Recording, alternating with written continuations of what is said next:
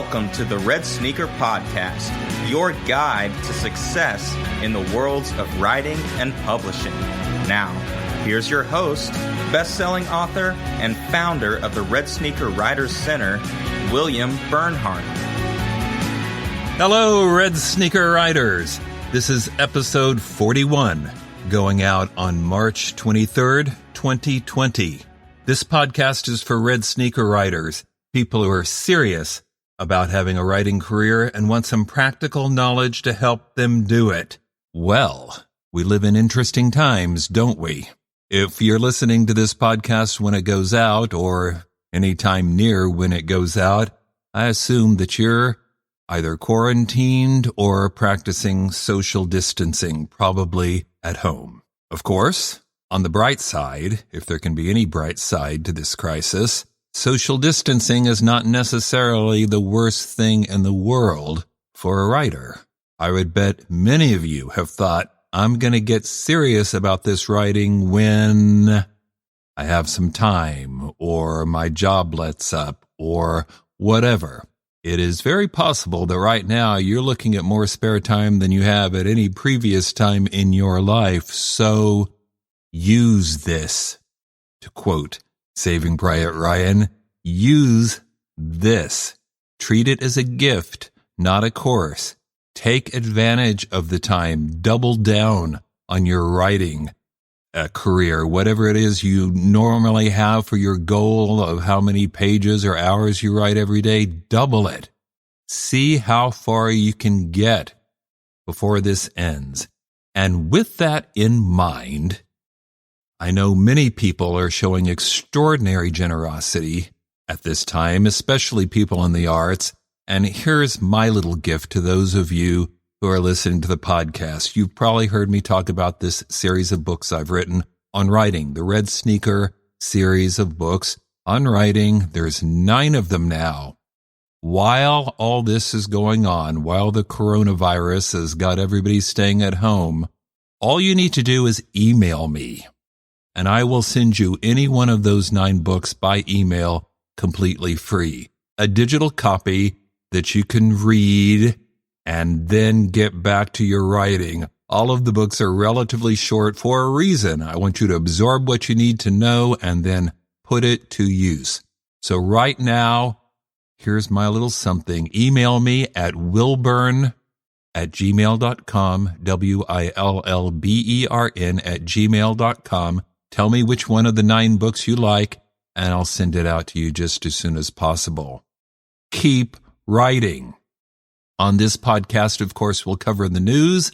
I'm going to offer a writing tip, which is an extension of what I've already said. And the interview will be with Melanie Hemry, who is a dear friend of mine and one of the co-hosts of WriterCon, our annual writing conference, which I assume will proceed over Labor Day weekend this fall in Oklahoma City.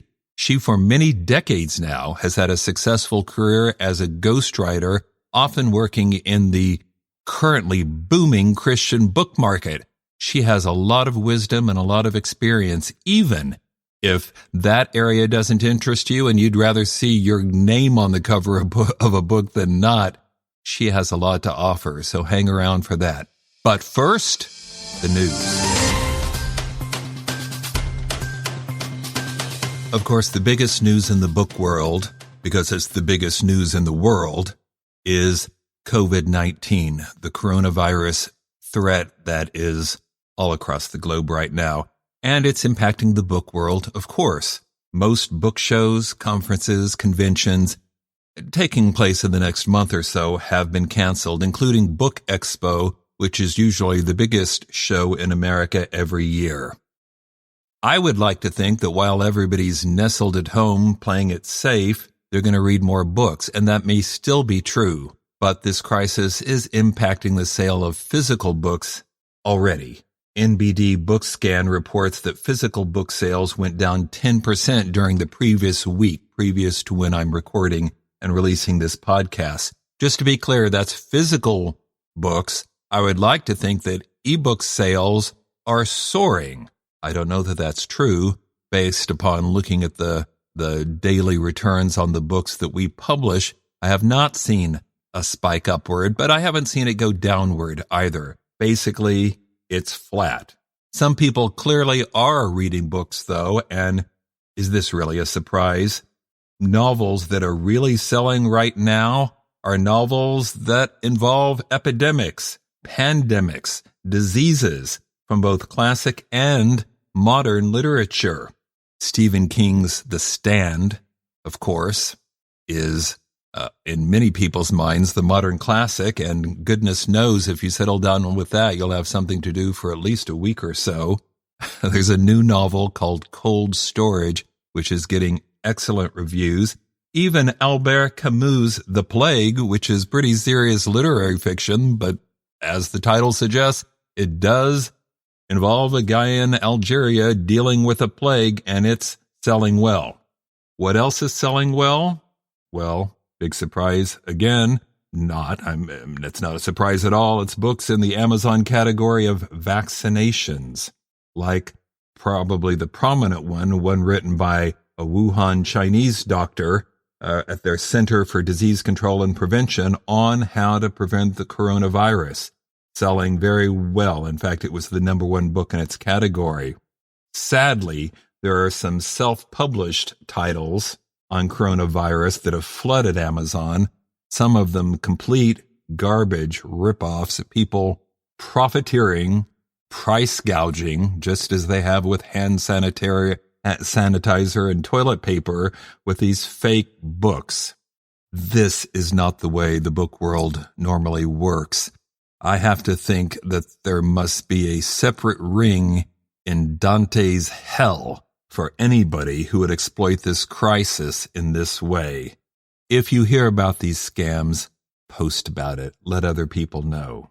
I reported last time about the fact that one of the so-called Big Five New York publishers, Simon & Schuster, is for sale. It still is. And according to the Wall Street Journal, Viacom CBS is asking $1.2 billion for it. You know, I was thinking about just kind of scraping together some pocket change and maybe selling some old clothes, but apparently that's not going to happen. $1.2 billion. The most likely scenario is that it will end up being sold to another publisher. Ironically, one of the leading possible purchasers cited has been News Corp, which owns HarperCollins. I mentioned last time that they were believed to be on the chopping block themselves, that having divested itself of so many other ancillary brands and lines that the Big Five might want to sell off their publishing company. But apparently somebody thinks that they might be willing to increase the size of their publishing. Hachette has also been mentioned as a publisher likely to expand. We've also talked in the past about how publishers are building up book list, ways of increasing their profits without spending a whole lot of money in terms of overhead and production costs. They recently bought about 1,200 Disney titles. Now they might pick up a $1.2 billion publishing company. Mike Shatzkin thinks the most likely result, however, is that it will be bought by some company that doesn't have a publishing line now. Somebody who will see it as an expansive way of promoting what they have and developing a new stream of income.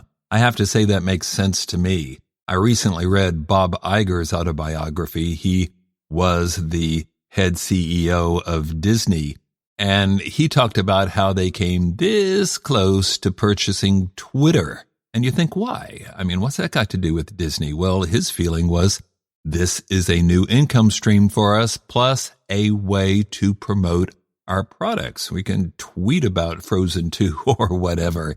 He ultimately backed off because he was concerned about hate speech and a lot of what was on Twitter not being appropriate to the Disney brand. But I think that's more likely going to be what happens to Simon Schuster, although I bet nobody's going to jump too quick, at least not until this coronavirus crisis is over with. Here's some interesting, at least to me, information. This comes from Baker & Taylor, which of course is the largest print distributor to libraries, not bookstores, but to libraries.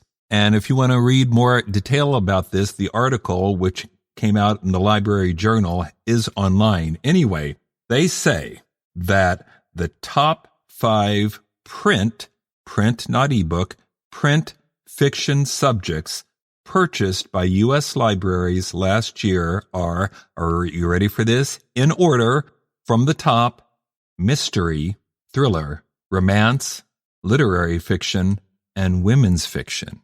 In that order.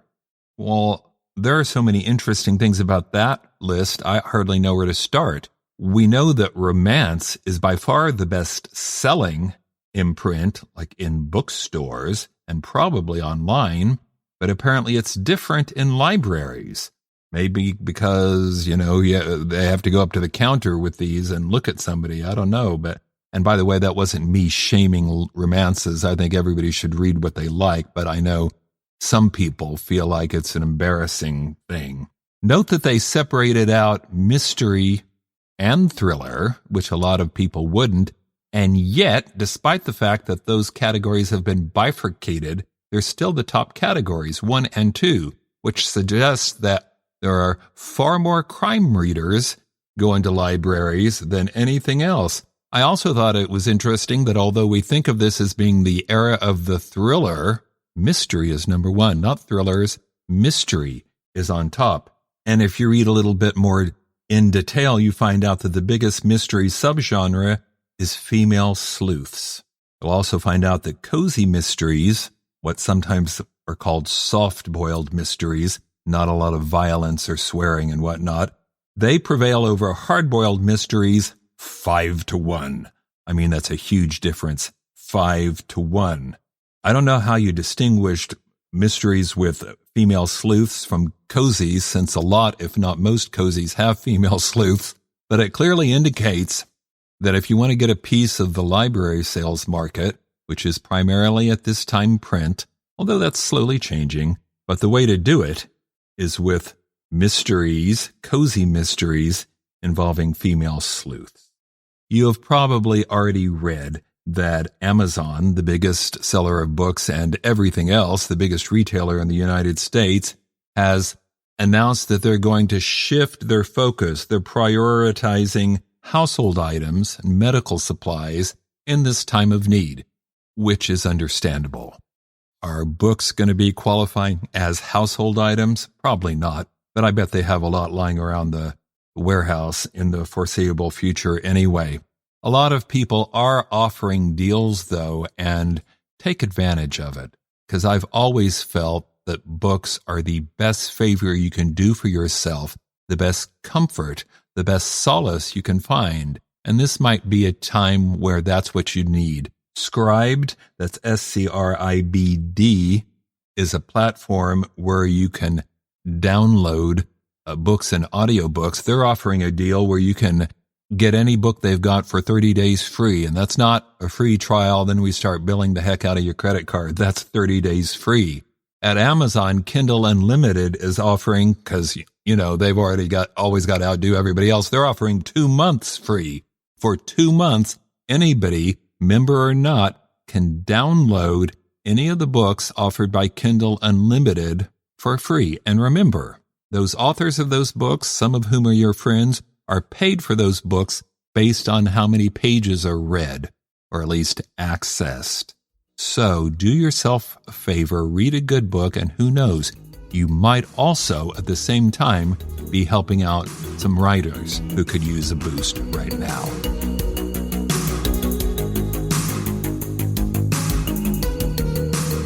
My writing tip for this episode is probably obvious, especially since I already previewed it in the introduction.